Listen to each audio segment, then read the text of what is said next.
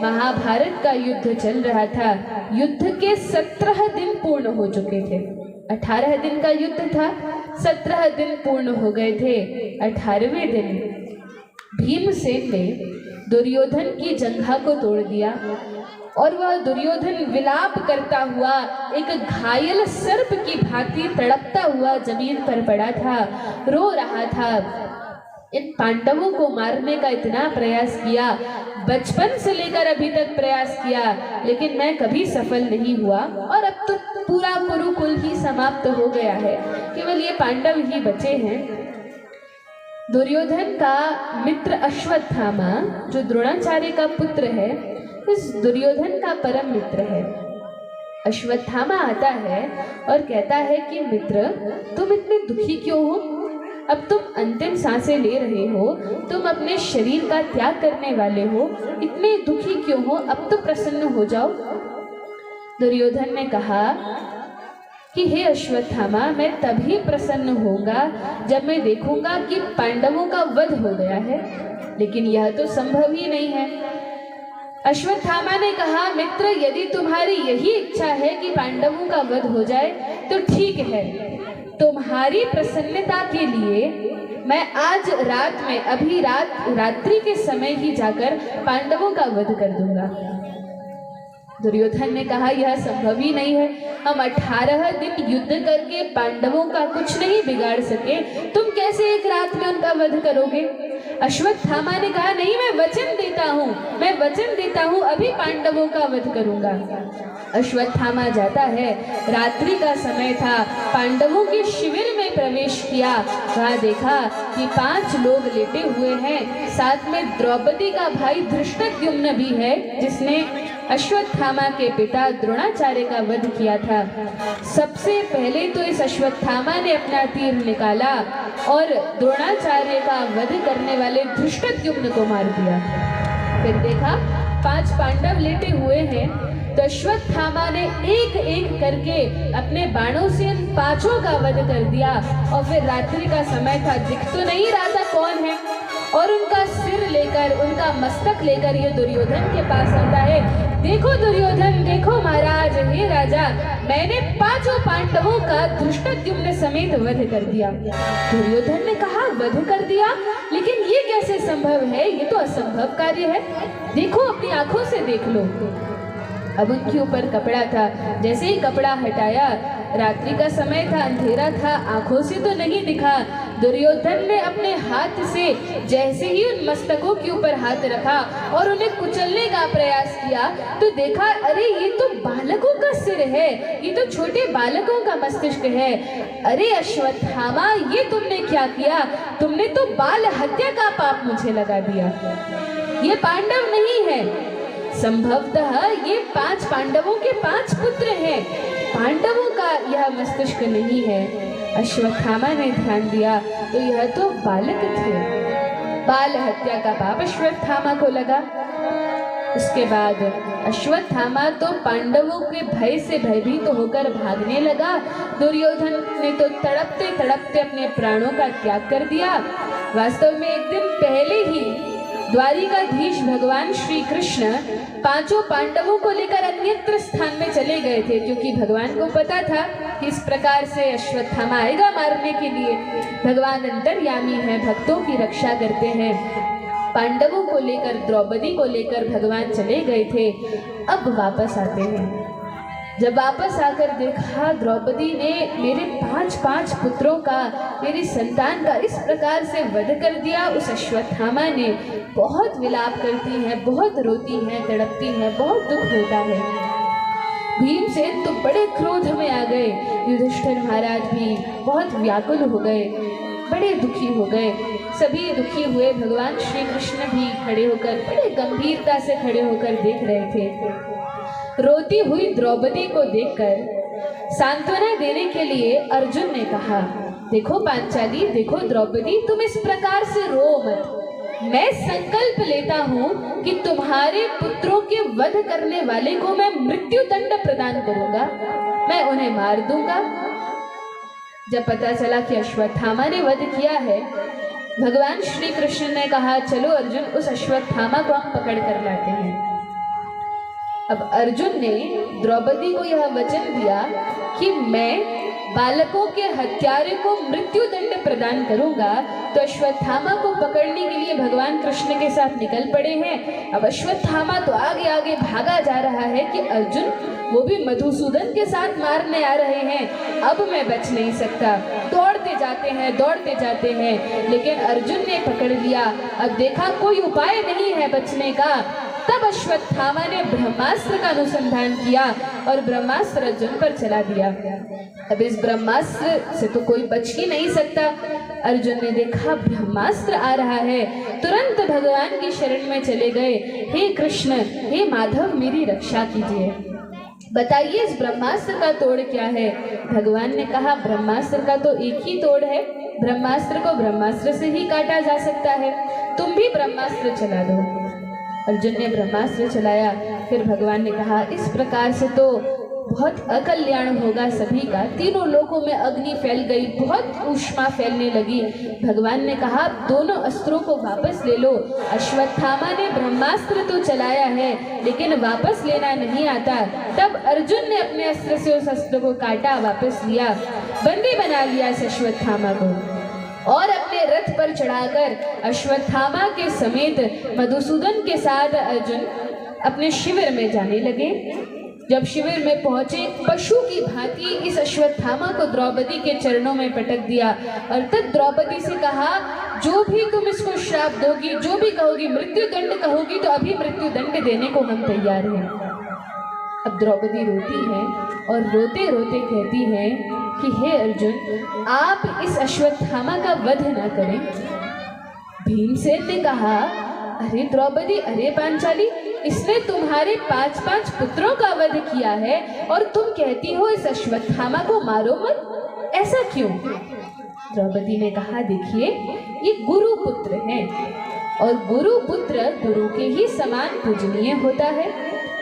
दूसरी बात, इनका जन्म ब्राह्मण कुल में हुआ है और शास्त्रों के अनुसार ब्राह्मणों को मृत्यु दंड नहीं देना चाहिए, ब्रह्म हत्या का पाप लगता है।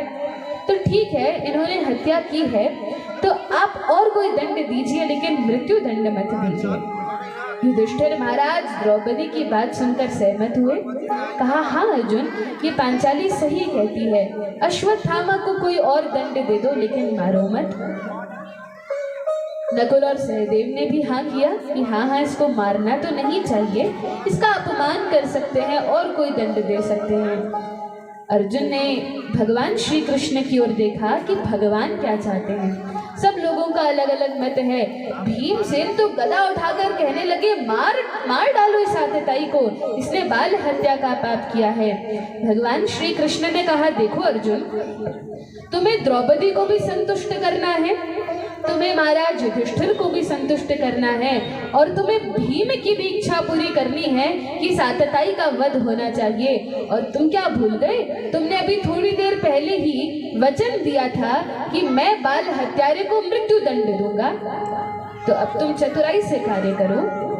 अर्जुन समझ गए भगवान कहना क्या चाहते हैं। वास्तव में वैसे तो शास्त्रों के अनुसार ब्राह्मणों को मृत्यु दंड नहीं देना चाहिए, लेकिन यह भी वर्णन है कि यदि हम किसी ब्राह्मण का अपमान करते हैं, कैसा अपमान, उनकी मूंछ उतार लेना, उनका सिर मुंडवा देना, चोटी काट लेना या फिर पशुवत व्यवहार करना, उनका अपमान करना, यह ब्राह्मण के लिए मृत्यु दंड से भी बड़ा दंड है।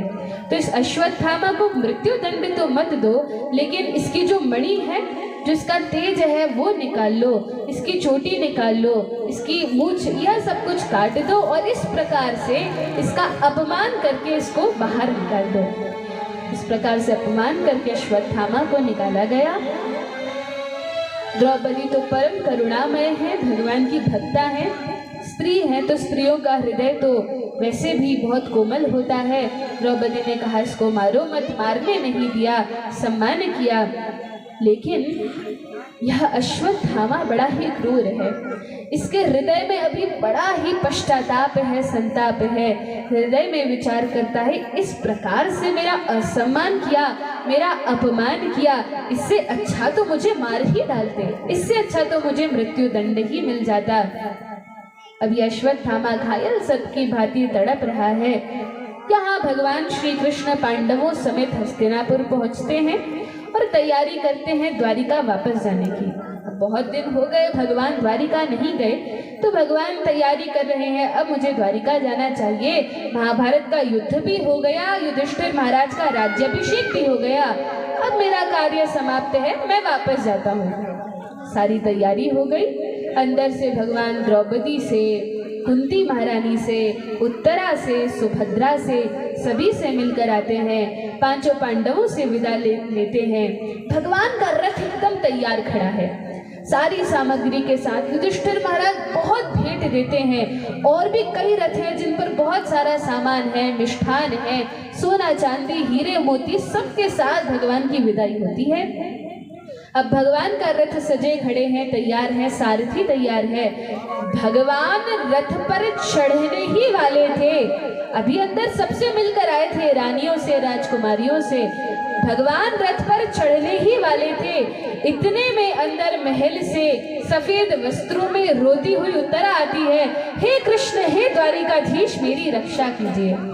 पाहि पाहि महायोगिन देव देव जगतपते, नान्यम त्वद्भयम पश्ये यत्र मृत्यु परस्परम। हे कृष्ण, मेरी रक्षा कीजिए।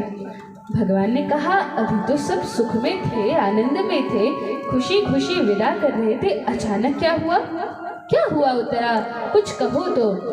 उत्तरा ने कहा, अभी द्रवती मामीश शरस्तप्ताय सो विभु, कामम दहतु माम नाथ मामे गर्भो निपात्यताम। हे कृष्ण, हे द्वारिकाधीश, ऐसा प्रतीत होता है जैसे कोई जलता हुआ लोहे का मूसल मेरे गर्भ में प्रवेश कर रहा है, मानो मेरे गर्भ को नष्ट करना चाहता हो। हे कृष्ण, बड़ी पीड़ा हो रही है, लगता है कि किसी ने अस्त्र भेजा है हृदय मेरे इस गर्भ को नष्ट करने के लिए। भगवान, आप रक्षा करें, मुझे डर नहीं, मेरी मृत्यु भले ही हो जाए।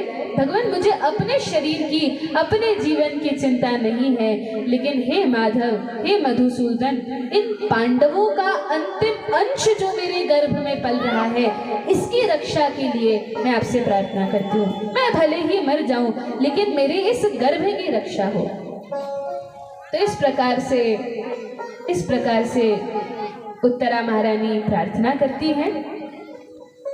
भगवान श्री कृष्ण उत्तरा की प्रार्थना सुनकर इतने अधीर हो गए। भगवान श्री कृष्ण ने इतना भी विचार नहीं किया, ये भी नहीं सोचा कि चलो मैं यहाँ पर खड़ा हूँ तो मैं जाकर उत्तरा के गर्भ में प्रवेश करके उसकी रक्षा करूँ। बोलिए श्री वृंदावन बिहारी लाल की जय, संत भगवान की जय। तो भगवान ने क्या किया? भगवान ने यह नहीं सोचा कि मैं यहाँ पर उत्तरा के गर्भ में प्रवेश करके रक्षा करूं।